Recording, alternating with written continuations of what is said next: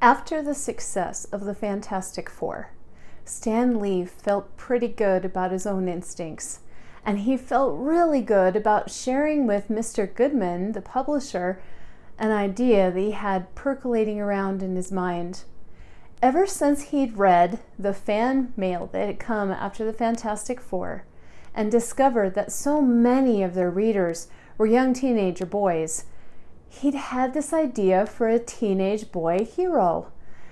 And he just had to tell the publisher all about it. So he went to Mr. Goodman's office and he laid out the whole thing for him. I mean, it had pathos, it had drama.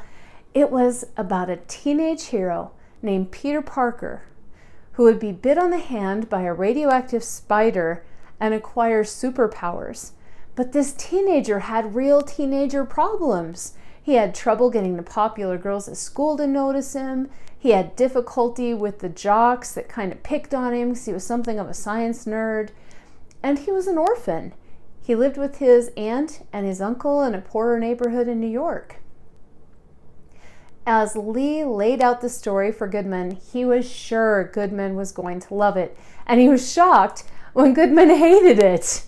Hated everything about it. Said, teenagers can't be heroes, just sidekicks. He says, oh, no, nobody likes spiders. Everyone hates spiders. You can't call a character Spider-Man and expect it to sell.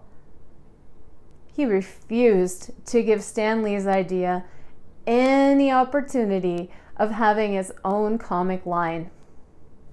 Well, Stan was understandably disappointed, but he was also determined. He had just made a huge gamble on the Fantastic Four, and he was willing to make a similar gamble on this idea of his. Now, they had a catch-all comic line called Amazing Fantasy, and he was pretty sure he could sneak the origin story of Spider-Man into that comic. And he was pretty sure people wouldn't necessarily notice unless they loved it. The first illustrator he went to was, of course, Jack Kirby, because Jack Kirby had been fantastic at illustrating the Fantastic Four. But the first sketch that Jack Kirby did, Stan Lee felt like Jack didn't really understand the character. The sketch was of your typical super muscular, overpowered looking superhero. It didn't look like a teenager at all, unless maybe it was an older head of the football team for high school or something. Not at all. Instead, Stan Lee turned to Steve Ditko, and Ditko's initial sketches just were perfect. They were exactly what Stan Lee envisioned Peter Parker as a superhero to look like. Still kind of gangly, still growing, still a teenager, powerful, but not overpowered. He loved it. It was perfect. So he began to work on the story of Peter Parker. He laid out how Peter Parker was not really very popular in school, how the beautiful girl that he had tried to ask out decided to go with Flash, the head jock, in the school, the leader, the captain of the football team, and how Peter was not exactly heroic at that point. Peter wasn't exactly hero material.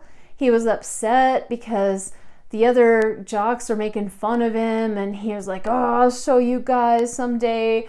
And he just didn't really have what it took to be a hero, you would think. Then Peter was bitten by the radioactive spider and he acquired powers, but he still wasn't a hero. Instead, he thought he could use his powers to make some money in a wrestling match.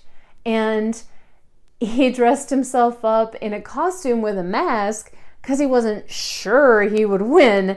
He wasn't confident in his new powers yet. And he went out to the wrestling match and he easily won. His Uncle Ben had been trying to talk to him about something important, about how great power equals, great responsibility. But Peter hadn't been listening. And when people praised his match with this wrestler, he started getting visions of fame and fortune, and he was so enraptured with his vision of fame and fortune that when a thief ran by, he just let him go. He didn't even pay any attention to him. That same thief, although Peter didn't know it at the time, killed his Uncle Ben.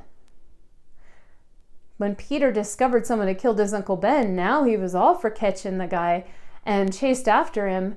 And when he caught up to him, the shock at discovering that this was the person that he let go, that was the turning point for Peter Parker. And that's the moment when I would say Peter Parker really becomes a hero.